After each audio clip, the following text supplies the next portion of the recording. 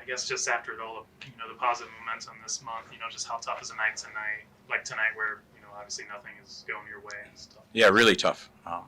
Actually, I just was watching the first probably 6-8 minutes, and the start was pretty good. We had some chances. We had a good look, a couple shifts in, and we had a good look on the power play, and we didn't capitalize. And then we stopped playing hockey, and Michigan Tech didn't. And they deserve all the credit because there isn't a single facet of the game that they didn't completely outplay us. And then early in that third period, frustration just kind of boil over. Yeah, I couldn't see what happened there with the skirmish there in front of their bench. I can't really say I haven't seen it on film, and it was the angle I had I couldn't see. But you want to keep playing hard, but unfortunately we didn't play hard enough when it mattered. Early in that second period, you're able to has a couple pretty good looks in transition. Their goaltender just made a lot of really good saves. Kind of how tough was that stretch where you guys are starting to get some looks, have a chance to pull? Yeah, I think the second period was similar to the first period. We started the second period well. Owen Ozar has a good chance, and he hits the post. Again, just like the first period, we had those couple opportunities. And that's what can, you don't know how many you're going to score on a goalie like Blake.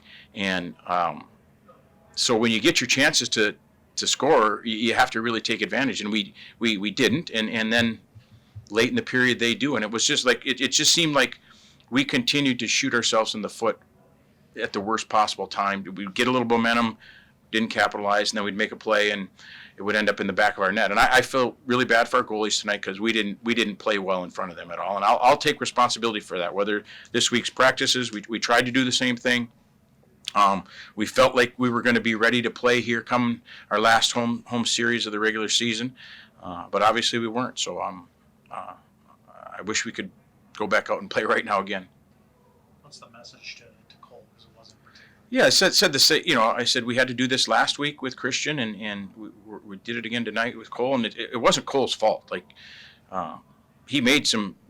I talked about potentially pulling him after the first period because you could see. I just had a feeling that we were not playing, but we felt like we wanted to give Cole. And if we took him out, it wasn't because of how he was playing; it was because how we were playing.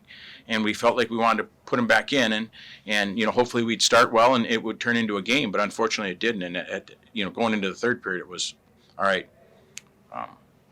We don't need to put you back out there again.